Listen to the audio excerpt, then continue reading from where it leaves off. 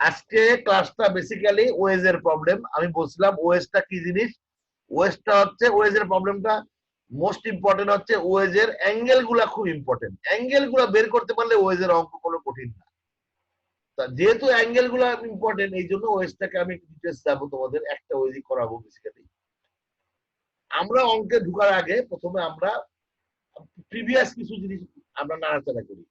প্রথমে হলো আমরা জানি ফ্রিকশনাল ফোর্স এবং নর্মাল ফোর্স এই দুটো রেজাল্টেন্ট আছে এবং এটার অ্যাঙ্গেলটাকে বলে অ্যাঙ্গেল অফ ফ্রিকশন বলে। এটা এক নম্বর জিনিস। আমরা 2 নম্বর আমরা জানি ফ্রিকশনাল ফোর্স এবং নর্মাল ফোর্সের অনুপাতকে বলা হয় কোএফিসিয়েন্ট অফ ফ্রিকশন এবং ফ্রিকশনাল ফোর্স আবার কোএফিসিয়েন্ট ফ্রিকশন নর্মালের গুণফলকেও বলা হয়। মানে এই ইকুয়েশন থেকে এই ইকুয়েশন আসা যায়। আবার আমরা জানি এই যে ফ্রিকশন অ্যাঙ্গেল যেটা phi, tan phi is equal to আবার এফএস। এফএসটা কি জিনিস? এফএসটা হচ্ছে কোএফিসিয়েন্ট অফ ফ্রিকশন। এটাকে ইনভার্স করলে ফাই ট্যান ইনভার্স এটা পাওয়া যায়। এটা জাস্ট একটা ম্যাথমেটিক্যাল বিষয়। অনেক সময় দেখা যায় আমাদের এফএস এর মানটা দেওয়া থাকে, তখন আমরা যদি এই ফ্রিকশন অ্যাঙ্গেলটা করি লাভটা কি হয় দেখো তোমরা। নর্মাল ফোর্স এবং ফ্রিকশন ফোর্স এই দুইটা ফোর্সকে যদি আমরা একটা ফোর্স বানাই দিতে পারি তাহলে ক্যালকুলেশনটা অনেক সোজা হয়। এই কারণে আমরা সাধারণত চেষ্টা করি যে আমরা কি আসলে এটা দুটাকে মিলাই একটা ফোর্স বানাতে পারি কি পারি না। হাওয়ার এই তোমাদের বইয়ের যে প্রবলেমটা আছে এক্সাম্পল 69 109 নম্বর পৃষ্ঠায় এরকম একটা ওয়েজ আছে যে ওয়েজের এক পাশটা একটা দেওয়ালের সাথে ইনক্লাইন দেওয়ালের সাথে ফ্রিকশন আছে, আর এক পাশে একটা ব্লক ইনক্লাইন ব্লকের সাথে ফ্রিকশন দেওয়া আছে। 100 পাউন্ড একটা ওজন ধাক্কা মারতেছে এবং এখানে আবার ফ্রিকশন আছে। এই হলো একটা ব্লক। এই ব্লকটা মূল কোশ্চেনটা হচ্ছে এরকম, কিউ এর মান কত হইলে ব্লকটা নিচের দিকে নামবে, এটাই কোশ্চেন। এখানে ফ্রিকশন সমস্ত ফ্রিকশন কোএফিসিয়েন্ট ফ্রিকশন 1/3 মানে 0.33 বলে দিছে। প্রথম কাজটাই হবে আমাকে এটাকে ফ্রি বডি বানানো, অর্থাৎ জিনিসগুলো আলাদা করে ফেলা। তাহলে ওয়েজ একটা হলো, এই পাশে একটা ইনক্লাইন ব্লক একটা, এটা আলাদা আলাদা হয়ে গেল। আলাদা আলাদা হয়ে গেলে কি ঘটনা ঘটবে, আলাদা হলে ফ্রি বডিতে ফোর্স গুলা বেরাবে, ইন্টারনাল ফোর্স গুলো এক্সটার্নাল ফোর্স বেড়াই যাবে। কি হবে, এই যে প্রথমেই বেরালো ডাব্লু, এর আর এর ওজনটা আসলো, এ এবং ওজন কোথায় কাজ করবে, সেন্ট্রয়েড দিয়ে কাজ করবে মাঝখানে। এরপরে এই যে কন্ট্যাক্ট লাইনের পারপেন্ডিকুলার আমি রাখলাম কেন, এই বরাবর কাজ করবে নর্মাল ফোর্স। এ আর এর কমন নর্মাল, এটা এন এ বি দিছি। এন এ বি মানে কি, normal force between A and B, এটা N A C. Normal force between A and C, এটা এন বিডি নর বিডি। অর্থাৎ আলটিমেটলি আমি এই নামে নর্মাল ফোর্সটা দিছি। তোমরা এমনি এন ওয়ান এন টু দিতে পারো, ইটস আপ টু ইউ, অসুবিধা নাই। নর্মাল ফোর্স কোথায় কাজ করে, পারপেন্ডিকুলার কন্ট্যাক্ট সারফেস, এটা contact surface perpendicular normal force কাজ করছে। তাহলে প্রথমে ছিল কি পাইলাম আমরা, প্রথমে পাইলাম যে ডাব্লু কাজ করবে, এরপরে নর্মাল ফোর্স, আর একটা কাজ করবে ফ্রিকশন ফোর্স কাজ করবে। ফ্রিকশন কোথায় কাজ করবে, অপোজিট টু দা মুভ, মুভের উল্টা দিকে কাজ করবে নাম্বার 1, আর 2 নম্বর হচ্ছে কন্ট্যাক্ট সারফেসে কাজ করবে। তাহলে দেখো এই জিনিসটা নিচের দিকে নামতেছে, তার মানে এ যখন নিচের দিকে নামতেছে এর মুভটা, এই প্লেনের মুভ এইদিকে হবে, এই প্লেনের মুভ এইদিকে হবে এবং ফ্রিকশন ওইদিকে এইদিকে হবে। এ যখন নিচে নামে তাহলে আনুপাতিক হারে মানে তোমার এ উপরে উঠবে, মানে প্র্যাকটিক্যালি এ উপরে উঠুক বা না উঠুক, রিলেটিভ উপরে উঠবে। এ রিলেটিভলি নিচে নামবে আর এই ব্লকটা রিলেটিভলি উপরে উঠবে। আমি একটু ইয়াটা দিই, হ্যাঁ, এই ব্লকটা রিলেটিভলি উপরে উঠবে আর এ রিলেটিভলি নামবে। যেহেতু উপরে উঠবে অথবা এর ফ্রিকশন নিচে কাজ করবে এবং আলটিমেটলি এই কন্ট্যাক্ট সারফেসের দুইটা ফ্রিকশন যোগফল 0 হয়ে যাবে। মানে এইটা যেদিকে হবে এটা যেদিকে হবে এটা হবে। এখানে কি হবে, এই যে এটার উপরে দেখো এ যখন নিচে কাজ করবে এ ওইদিকে সরে যাবে, অথবা এখানে ফ্রিকশনটা কাজ করবে এইদিকে। তা মোটামুটি ফ্রিকশন এই 4টে জায়গায় কাজ করছে, আমি দেখাইলাম তোমাদের। তাহলে আমাদের 3টা কাজ করলো।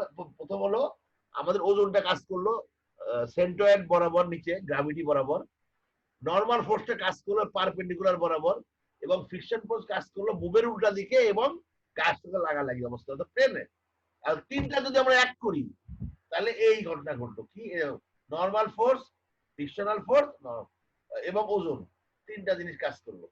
এই 3টা জিনিস আমরা এখন এই অঙ্কটা সলভ করবো। আমরা অঙ্কটা সলভ করার সময় আমরা করবো কি, ফ্রিকশন ফোর্স থেকে সাজাই লিখবো, একটু মানে সরাই নিলাম, কিছুই করলাম না। এই যে এখানে ছিল এটারে আমি মুখোমুখি নিলাম।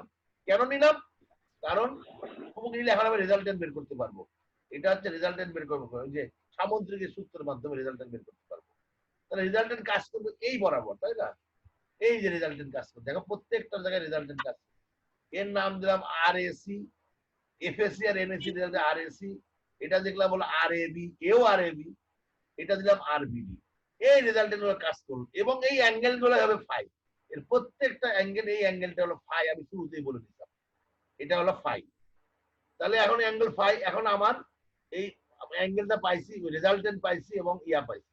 রেজাল্টেন্ট কেন আমরা নিলাম? কারণ আমরা দুইটা ফোর্স এর পরিবর্তে একটা ফোর্স যদি পাই তাহলে আমাদেরকে ক্যালকুলেশন করতে সুবিধা হবে, আর কোনো কারণ নাই। তোমরা ইচ্ছা করলে রেজাল্টেন্ট বের না করে অঙ্ক করতে পারো, কোনো প্রবলেম নাই, দ্যাট ইজ অল্প, ওইটাতে অঙ্ক হবে। এবার আমরা অন্য ফোর্স গুলো আউট করে দিলাম, যেহেতু রেজাল্টেন্ট আসছে তারপরে আর ফোর্স থাকে আর না থাকে এই কথা। এটা হলো ফাই অ্যাঙ্গেল। ফাইটা কি? এই যে আমি একটু আগেই বললাম phi tan inverse FS, phi পাইলাম 18.44, তার মানে এই অ্যাঙ্গেলটা হলো 18.44, এই অ্যাঙ্গেল আমরা পেয়ে গেছি।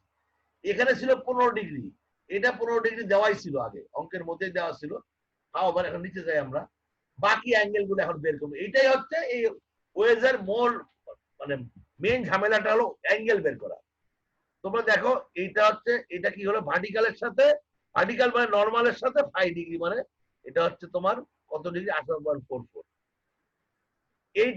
এইটা হচ্ছে, এইটা কত? 15 ডিগ্রি। এ যদি 15 ডিগ্রি হয়, এও 15 ডিগ্রি, এও 15 ডিগ্রি, আবার এও 15 ডিগ্রি। এই 15 ডিগ্রিটা তোমার বুঝতে হবে, এই 15 ডিগ্রি, এই 15 ডিগ্রি, এই 15 ডিগ্রি, এগুলো সব জিওমেট্রি থেকে আসছে।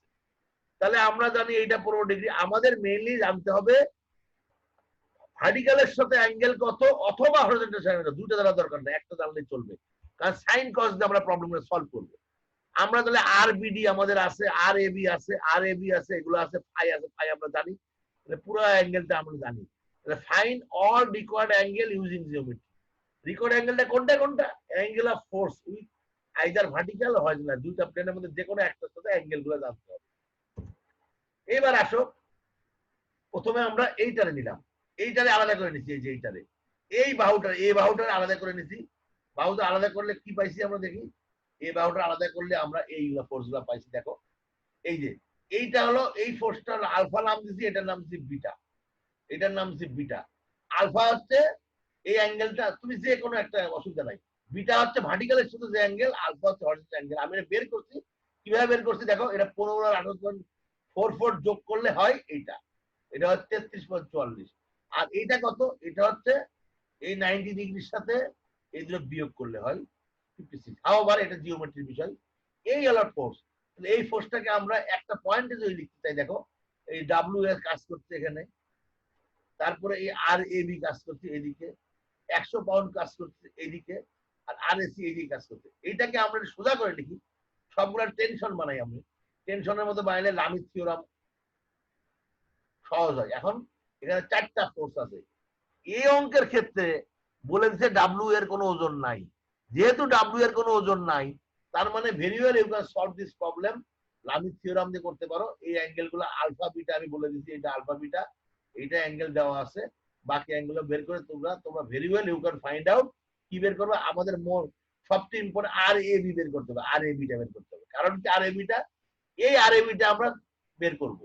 আর এ বিটা বের করার পরে পরবর্তী যে চিত্র আছে, এই আর এ বির মানটা আমরা এখানে বসাই দিই। এর আবেরিন বসাই দিলে কি হবে দেখো, এইটা কি হলো, এটারও কিন্তু একটা ফ্রি বডি হবে। অ্যাঙ্গেল গুলো আমি আর দেখাতে চাচ্ছি না, তোমরা বাই দিস টাইম স্টাডি করে নিও। অ্যাঙ্গেল গুলা সবগুলো বের করা হয়েছে বিভিন্ন ভাবে, শুধুমাত্র ফাই ছাড়া।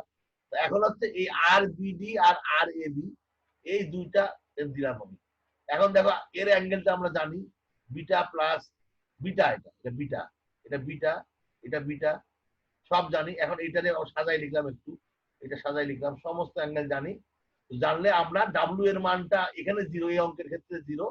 অতএব আমরা যদি আর এ বি জেনে থাকি, তাহলে আর বিডি এবং কিউ বের করা সম্ভব।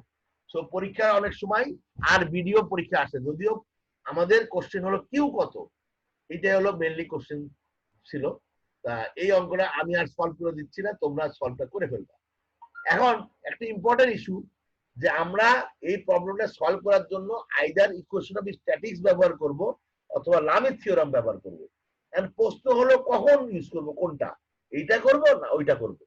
প্রশ্ন ব্যাপারটা হচ্ছে যখনই সুযোগ পাবা লামির থিওরাম ইউজ করবা, কারণ লামির থিওরাম ব্যবহার করলে তোমাদের অঙ্কগুলো সোজা হয়। কিন্তু লামির থিওরাম ব্যবহার করে তোমার দুইটা কন্ডিশন থাকতে হবে। নাম্বার ওয়ান, টোটাল ফোর্স থাকতে হবে 3টা, এবং কনকারেন্ট ফোর্স, কনকারেন্ট মানে কি একই বিন্দু দিয়ে যাবে। আর অবশ্যই অ্যাঙ্গেল গুলো জানা থাকবে। যদি অ্যাঙ্গেল গুলো জানা না থাকে তাহলে লামির থিওরাম দিয়ে তুমি কোনো কিছুই করতে পারবে না। তখন তোমার ইকুয়েশন উইথ স্ট্যাটিক্স এইটা ইউজ করতে হবে। এইটা হলো বিষয়। এবং কিছু অ্যাসাইনমেন্ট আমি দিচ্ছি তোমাদের, এই প্রবলেমটা তোমরা কমপ্লিট করবা। আমি তো খালি দেখাই দিলাম, মোটামুটি এই অঙ্কটা কমপ্লিট করবা, বইয়ে করা আছে এটা। এটা কমপ্লিট করবা। 69 নম্বর অঙ্ক, এক্সাম্পল 109 পৃষ্ঠায় আছে। এরপরে তোমরা যে কাজটা করবা, সিমিলার প্রবলেমটা করবা, শুধুমাত্র ওজন ধরবা। একটার ওজন 200 পাউন্ড, 2000 পাউন্ড, একটা 4000 পাউন্ড। এটার মধ্যে ওজন নাই কিন্তু অঙ্কের, ওজন সহকারে পরীক্ষায় আসতে পারে তোমাদের। এরপরে 452 নম্বর প্রবলেম, যেটা ফিগার 200, একই টাইপের একটা প্রবলেম, এটা এক্সারসাইজের আছে, এই অঙ্কটা করবা। এরপরে 450 নম্বর প্রবলেম, ফিগার 200, এটা ওয়েজের প্রবলেম, এবং 454 এটা ওয়েজের প্রবলেম। এই প্রবলেম গুলো তোমরা করার চেষ্টা করবা। না পারলে আমাকে নেক্সট ক্লাসে আমরা কোশ্চেন করবা। নেক্সট ক্লাস হলো তোমাদের হবে, যদি ফ্রিকশনের তোমরা প্রবলেম না পারো আমাকে বলতে হবে, স্যার এই অঙ্কটা পারি নাই, এখানে চেষ্টা করছি, তাহলে আমি তোমাদের ইয়া করব। এখন মোটামুটি আমাদের ক্লাস শেষ। তোমাদের যদি